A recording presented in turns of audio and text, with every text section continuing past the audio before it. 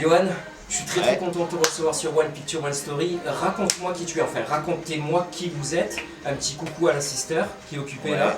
Donc vas-y, raconte-moi un petit peu.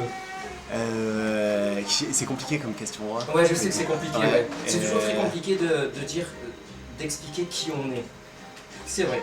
Mais oui, mais parce qu'en fait, je suis pas qui que ce soit. C'est un truc qui se fait au quotidien en fait. C'est très compliqué à mettre des mots là-dessus. Ouais. Non, après, je vais avoir 35 ans d'ailleurs, je me suis rendu compte de ça hier et c'est chaud. J'ai vraiment pas l'impression de les avoir. Et voilà, on a ce business depuis 10 ans, un peu plus de 10 ans maintenant. D'accord. Donc on a commencé assez jeune avec pas grand chose, voire rien du tout. On a tout fait nous, tout le lieu, c'est vraiment des travaux qui ont été faits par moi, mes parents, ma soeur, mon cousin que tu as vu tout à l'heure. Et avec des matériaux, on n'avait pas un rond en fait. On n'avait pas un rond, donc tout a été fait très sobrement avec plein de choses à droite à gauche. Et en fait, ça ressemblait pas du tout à ça à l'origine. Il y a plein de choses qui ont été rajoutées au fur et à mesure du temps. Quand on regarde un peu la déco, de toute façon, c'est un amoncellement de plein de choses. Ouais. Voilà, sans vraie ligne directrice. Moi, je compare votre endroit, Kogi, à une petite boîte magique en fait. Quand on vient s'asseoir ici, quand on vient prendre son petit brunch ou déguster ou même juste prendre des photos ou se poser, on est un petit peu hors du temps et c'est ce que j'aime chez vous en fait. Moi c'est... si tu veux, tu regardes sur la droite là, t'as une photo d'un vieux monsieur, je sais même pas qui c'est, qui a été récupéré chez une dame qui est décédée, c'est son fils qui est venu me proposer de récupérer plein de conneries qu'il y avait dans la cave en fait. D'accord, ok. Le fils, pour te donner une idée, il avait 85 ans. Ok, d'accord. Et du coup, ça doit être quelqu'un de sa famille. De l'autre côté, on a des dessins de mon ami Fabrice qui est tatoueur, qui se font beaucoup plus modernes, tu vois, c'est vraiment, en fait, tu regardes à gauche, à droite, c'est des choses qui n'ont rien à voir les unes avec les autres, et qui, au final, je pense que ça match plutôt pas mal. Ah, ça match même plutôt pas mal, parce qu'il y a différents univers qui viennent s'entrecroiser, et c'est ce que je kiffe. Ouais. Tu disais que c'était dans le milieu...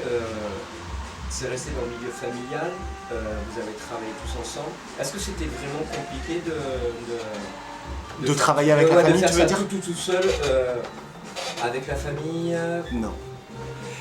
En vérité, je vois pas les choses autrement. Ouais. C'est pas compliqué. Que ce soit avec la famille ou de faire les choses par moi-même. J'ai toujours tout fait par moi-même. Ça, c'est cool. Vraiment. Ouais. Et tu vois, là, à la maison, c'est pareil, on a pris le temps du Covid en fait. Moi, pour le coup, on était fermés ici pendant le temps du Covid. Ouais. Et ne rien faire, c'est absolument pas mon truc. Clairement. Et du coup, voilà, j'ai passé 6 mois à refaire ma baraque 7 jours sur 7, sans personne qui est intervenue, parce que c'est pas du tout ma façon de voir les choses. Je préfère mettre les mains dedans. Alors oui, c'est sûr, j'ai pas du temps.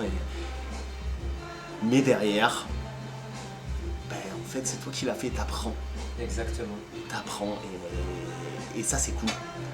Je pense qu'en vérité, t'apprends jusqu'à ce que tu crèves, même au moment de...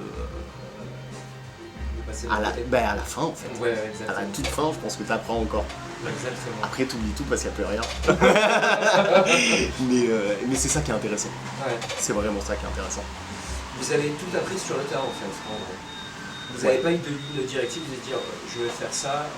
Alors, si tu veux, moi je suis assez curieux en fait. Moi je suis parti à l'étranger. Ok, d'accord. J'ai fait mes études, à la fin j'en avais vraiment plein le cul. En fait, c'est pas vraiment plein le cul, mais j'avais besoin de voir autre chose.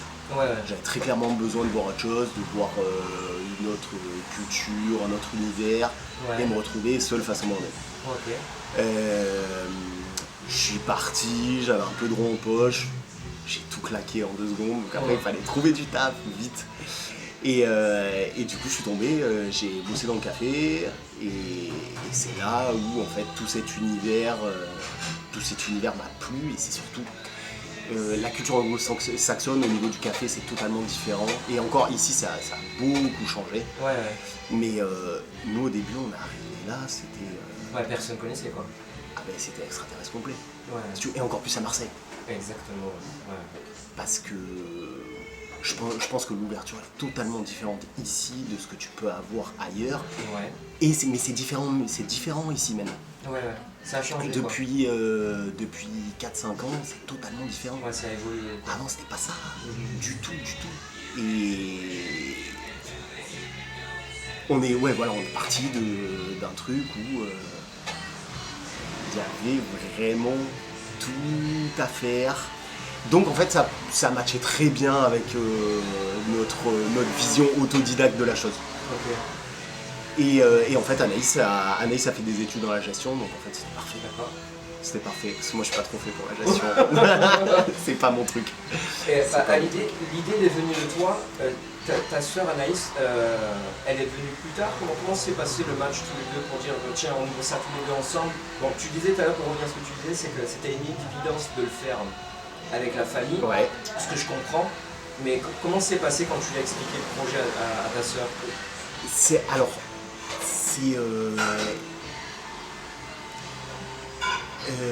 Si tu veux, juste avant de partir, quand j'étais à l'étranger, mes parents sont venus, en fait, si tu veux, ils ont pu se rendre compte de ce que c'était. Ok, d'accord. Ce business, en fait. Ouais, cet univers-là. Et ayant compris ça, c'était beaucoup plus simple pour moi d'avancer là-dessus.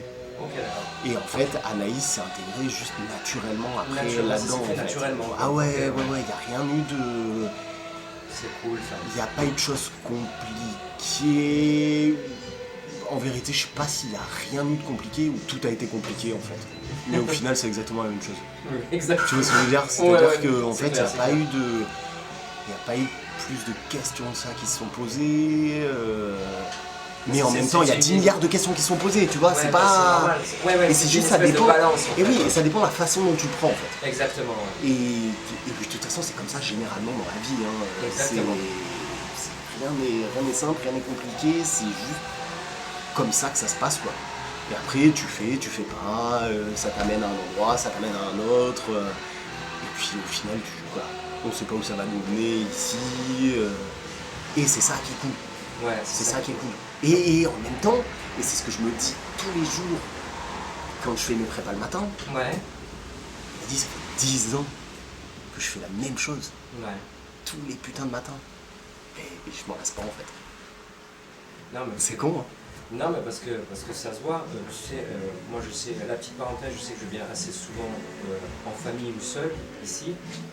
Et on sent cet aspect familial qu'on vient à Louis. On sent cette espèce de cocon familial et du coup on est à l'aise. C'est comme si on était à la maison en fait. On vient à la maison, on brunch à la maison en fait. Le but est là. Ouais, on vient bruncher à la maison. On dit salut, comment tu vas? On est cool, tu vois ce que je veux dire? Et ça fait du bien d'avoir des endroits comme ça où tu es à la maison, où tu te sens bien. Tu te sens bien. C'est cool. Pour revenir à ce que tu disais, au niveau de l'idée, tu savais ce que vous allez faire en fait au niveau de la carte ou c'est venu naturellement, tu t'es inspiré de droite à la gauche, comment ça s'est passé? Non, c'est venu très naturellement. Si tu veux, on n'est pas parti, comme je te disais, il n'y a rien eu de... Ça s'est fait au fur et à mesure. Si, en fait, si tu veux, les gros trucs, c'était café. Donc il fallait quelque chose pour accompagner le café. Et ensuite, pour le midi, c'était le salad bar. D'accord. Donc c'était vraiment ça, les trucs principaux, entre guillemets. D'accord. Mais après, tout ce qu'il y a autour est venu au fur et à mesure. Vous avez réfléchi au fur et à mesure. Et aussi, surtout, de tout ce qu'on a pu... en fait, de tous les produits, en fait. Ok. Parce que c'est pareil, les gens avec qui on bosse, on essaye de bosser avec des gens à chaque fois qui proposent des bonnes choses. C'est tout un truc et c'est pas forcément des trucs qu'on met en avant en fait. Ok. Parce que pour moi ça me fait chier de me mettre dans une niche en fait, tu vois ce que je veux dire. Alors Ouais, déjà ouais. je suis nul avec les réseaux et genre donner une image de ce qu'on fait, Ouais. j'y arrive absolument pas. En fait, j'en ai pas vraiment envie en fait, moi personnellement de le faire. Et après c'est très bien qu'il y ait des gens comme toi qui le fassent avec cette vidéo, tu vois, c'est très bien parce que nous on n'a pas ce truc là. 80-90% qu'on utilise est bio, on bosse au maximum en local, quand c'est pas local c'est vraiment des produits très spécifiques, on essaie de faire le mieux, c'est très... Ouais, on essaie, en fait, si tu veux, c'est ce que tu disais, on fait comme on fait à la maison, en fait. Exactement. C'est-à-dire que moi, à la maison, on va pas acheter n'importe quoi. Et c'est exactement pareil ici. Tu vois, là, j'ai le potager à la maison. Cet été, tous les légumes qu'il va y avoir dans le salade bar, ils viendront du potager. Ouais. Mais voilà, c'est pas forcément des trucs qu'on va mettre en avant, parce qu'en fait, c'est juste naturel. Et en vérité, c'est soit tu t'en rends compte, et c'est très bien, et pour ceux qui s'en rendent pas compte, en vérité, c'est pas très grave. Tu vois ce que je veux dire? C'est-à-dire qu'on n'est pas... Après, c'est peut-être bête ce que je veux dire, mais en fait, on n'est pas là pour le business. Quoi. Ouais, tu vois ce que je veux dire? Je comprends Alors, tout à fait ce c'est que tu veux sûr, dire. Ouais. je garde en tête, et clair et net, que ça fait 10 ans qu'on est ici, c'est parce qu'on engrange de l'argent. Ouais. Mais je comprends ce que tu veux dire. Mais en fait, on n'est pas du tout là pour faire de l'argent. On ne sera jamais millionnaire avec ce qu'on fait. Combien de fois on nous a dit ouais, faut en ouvrir un autre, on a eu des propositions pour choper de gens qui voulaient qu'on prenne d'autres locaux, etc. Ouais. Et en fait, non, c'est pas du tout notre vision des choses. Ouais. Mais pas du tout.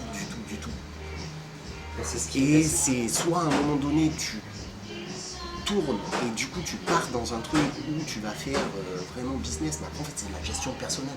Exactement. Et nous on n'a pas envie d'être une garderie en fait. Ouais, tu vois ce que je veux dire? Je comprends tout à fait. Chacun fait les choses comme il a envie ici, tu vois, et c'est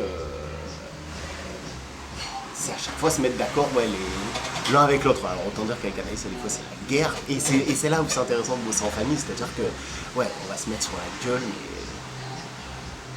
en fait on se comprend tellement que au bout de 2 heures c'est bon, c'est passé, et tu sais très bien que ça part sur autre chose, quoi. C'est clair. Johan, on arrive à la fin de l'interview.